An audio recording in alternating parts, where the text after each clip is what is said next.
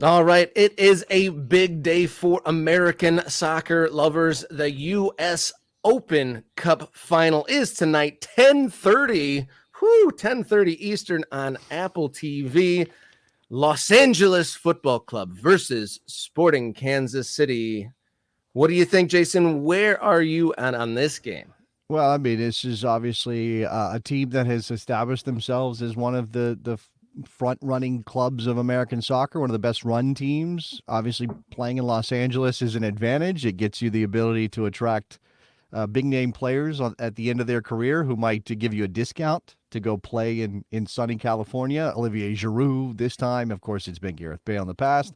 LAFC's never won this competition. Obviously, haven't been around that long. Never been in a final. I look, I got the path to the final for them this season.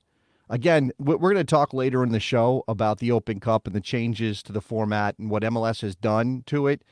But this is LAFC. They were one of the 8 MLS teams to enter their first team in the competition. Round of 32 win over the Las Vegas Lights in Vegas. They beat Loudoun United 3-0 in the round of 16. New Mexico United in the round of the quarterfinal round, and then as you saw there, Seattle, they beat them 1-0 up there in Seattle. So only one MLS team on that run for LAFC, but they did beat Seattle. Who cares very much about this competition? They did that in that bandbox up there in Tukwila, Washington, Starfire Sports Complex. They didn't have to do it in Seattle's big building, which I don't know if you ding them for that, but this is obviously something that LAFC has put some effort into. They rotated on the weekend. Didi Bouanga didn't start that loss against FC Dallas, which caught a lot of people off guard. But then you looked at the lineup and went, oh, okay. Well, Steve Trundlow's clearly prioritizing the Open Cup final this week. So I think that there's something there for LAFC. And then Sporting Kansas City. Here it is. You see it. They've won this thing 4 times, and they've never lost a final. Union Omaha, FC Tulsa, FC Dallas, and Indy 11, their run to the final. That Indy 11 victory, that was our last hope for a lower division team to buck the trend and win this thing for the first time since the Rochester Rhinos did it in 99, Robert? Do I have that right? I believe you're right, sir. And I got to say, I'm impressed with your pronunciation of the location of Starfire Stadium. Oh, okay. Well, I've been there. I actually took in a game, a U.S. Open Cup match 5 or 6 years ago in that building in Tukwila, Washington. So it's not like I have no personal experience with the place. Look, the Open Cup is a big deal for a lot of people. People love this competition. I don't know that this is the sexiest matchup we could have gotten. I don't think that LA is a bad place for this game, and I think it's okay that LAFC is in it. And I'm not trying to take anything away from Sporting Kansas City. And if you're going to actually be fair about it, despite the season that Sporting is having in Major League Soccer, for them to make a run to a final, that's a good thing. That's something that if an English team makes a deep run in the FA Cup despite not having a good league season, we say, oh, well, that's great. They've got that to focus on. They got something good in their season. Be a West Brom, win an FA Cup while also being relegated in the same season. I mean, obviously relegation That can't was happen Wigan. here. Wigan Athletic. Sorry, you're right. It was Wigan. It was not West Brom. I got my W's confused. That's why you're here, Robert, to check me on this stuff. And that was a weird year where there was another week of the league season after the FA Cup. Traditionally, FA Cup is the final domestic a competition match in England, but that year was strange. So they had that high of winning, but I've heard players complain they didn't even really get to celebrate because the very next week they were relegated. Yeah. You want a connection between that Wigan team and Sporting Kansas City, who's in this final and has won the competition 4 times? Roger Espinoza was playing for Wigan when they won that FA Cup title and then got relegated. Obviously came back and played in Sporting for Sporting again before retiring. I think last year was maybe Roger's last season in Major League Soccer. If I'm somebody who will know Sporting very well will remember what happened with Roger Espinoza. But do you think that Espinoza is going to be referencing that Wigan victory on the in his pre-match chat tonight? I have no idea. I have no idea how that maybe. So you remember when I was on Wigan, boys? Well, here's the thing. I don't think he's in that locker room anymore. But the thing about Sporting is they still have some hope of qualifying for the postseason of Major League Soccer, despite the campaign they've had so far, because there are lots of playoff spots available in MLS, 9 of them in each conference. It's an uphill climb, and there's only a few games left in the season. I guess the question is always, if you win something like an Open Cup and you miss the playoffs in Major League Soccer, is that a successful season? Because we judge teams on silverware, and there are only so many trophies to go around. And if you have any of them, does that count as a successful season? Remember, Robert, that DC United finished dead last, and I think had the worst season of any MLS team in history. Probably still hold that record when Ben Olsen was in charge and they won an Open Cup against RSL in what year was that? You're gonna have to look that up for me. I didn't pull that information, but that, was that a successful season for DC United, being dead last but winning a U.S. Open Cup? I don't know. I don't know how you judge that. That's an interesting conundrum for a fan. That may have been the 2013, but we will dig deeper into the U.S. Open Cup later on in the show and maybe bring up some favorite matchups of recent memory. But we'll switch over to long ball number 2. Everton.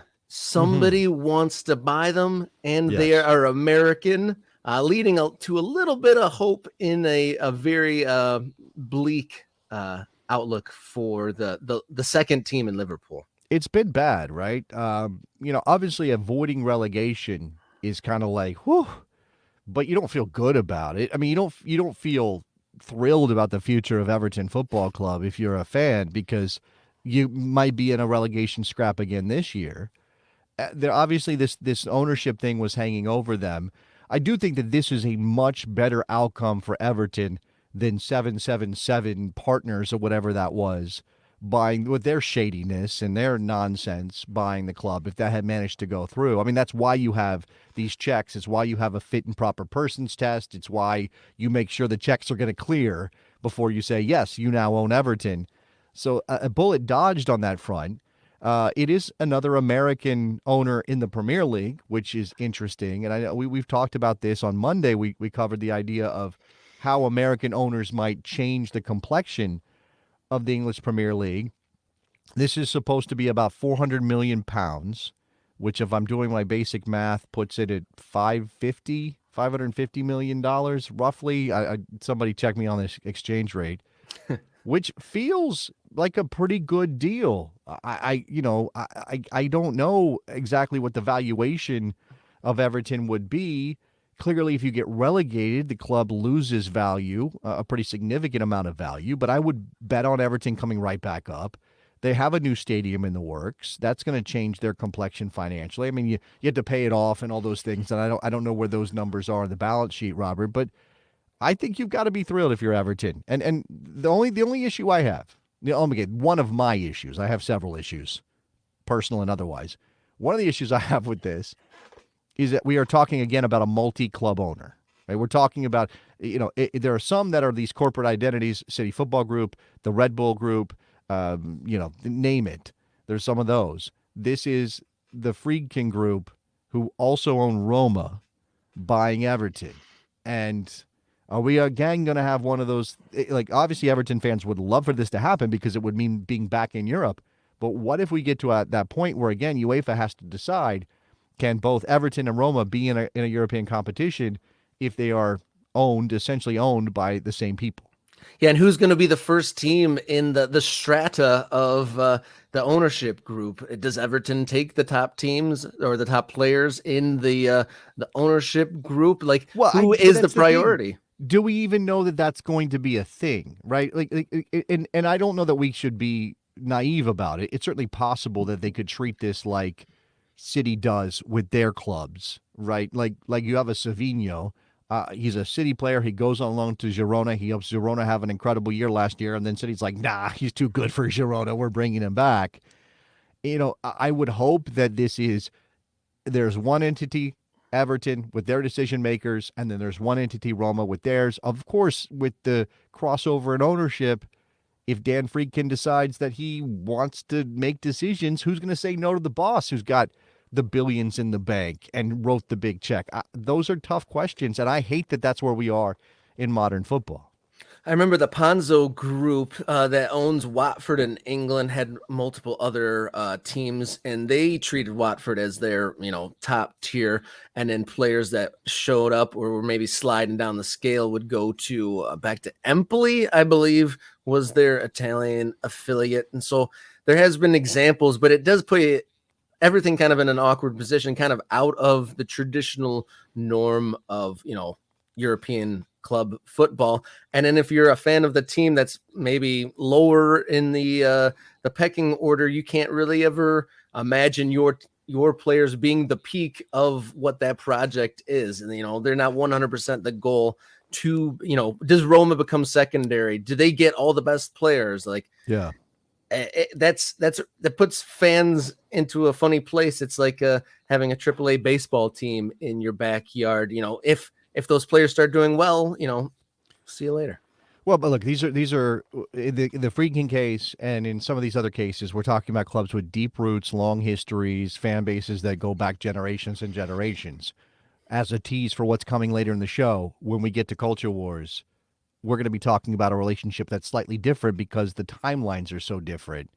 And that is another part of this too, is that as Americans, as we look at how our soccer culture grows, and these multi-club ownership groups start buying things up, investing in American soccer, there's these crossovers, these tie-ins, are we just minor league outfits that are serving major clubs abroad? And if you don't want that, if you're a Roma fan, if Everton becomes the top of the Friedkin ladder, and obviously, if you're an Everton fan, you don't want it to be Roma the other way around. I can't imagine it would be, but that's sort of this idea of like the Premier League predominance.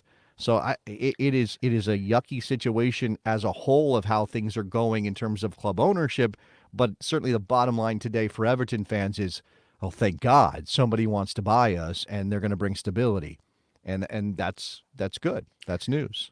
That is news for Everton. And the one point before we move on to the next long ball is a lot of the teams that or clubs that have built new stadiums have seen a dip on the field. Tottenham, Arsenal, and the like had a little dip and are trying to come through that with their new building. Everton can't afford to have any dips because they've been riding the line for relegation, and I can't imagine opening a brand new building in the second tier would do anything positive for their business plans.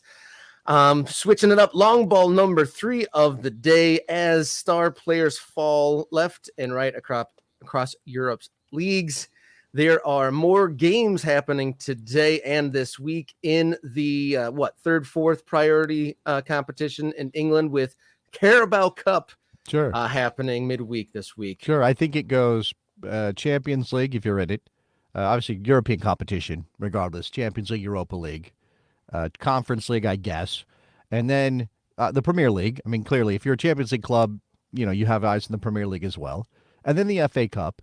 And then like the FA Youth Cup. And then like the U16 Cup. And then the League Cup. Is right? That's how that... No?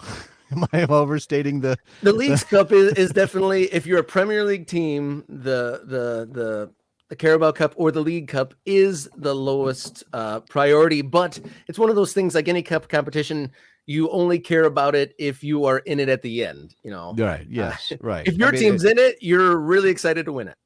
I guess that's true. I mean, again, this is that balance. Like if you're a club that has no possibility of winning a league title, then hey, winning a league. I mean, I thought this about Fulham last season. Fulham, a semifinalist in last year's Carabao Cup, losing to Liverpool, who eventually went on to win the competition.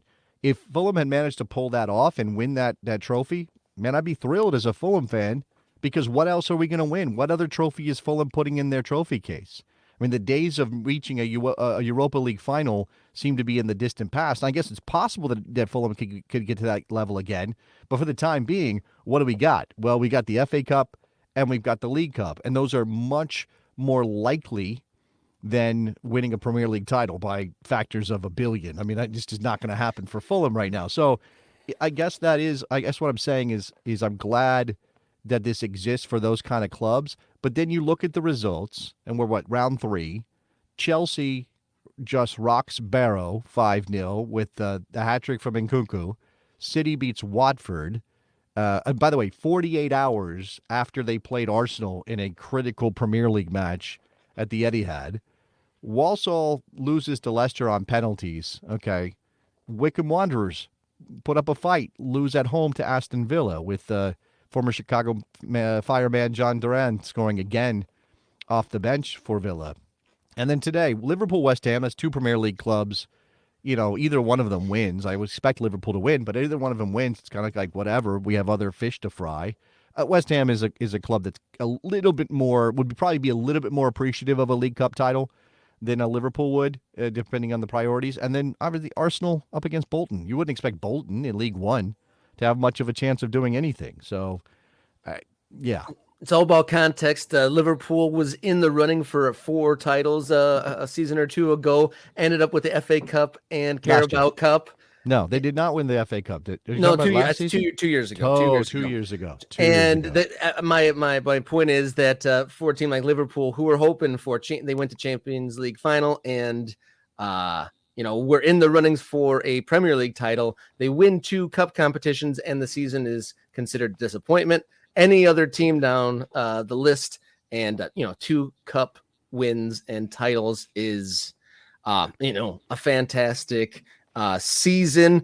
And West Ham versus Liverpool, that's the kind of team where Liverpool's second squad is probably going to be a lot more dynamic and talented than a West Ham second string, because West Ham is probably prioritizing their Premier League games. So, it's of the moment, right?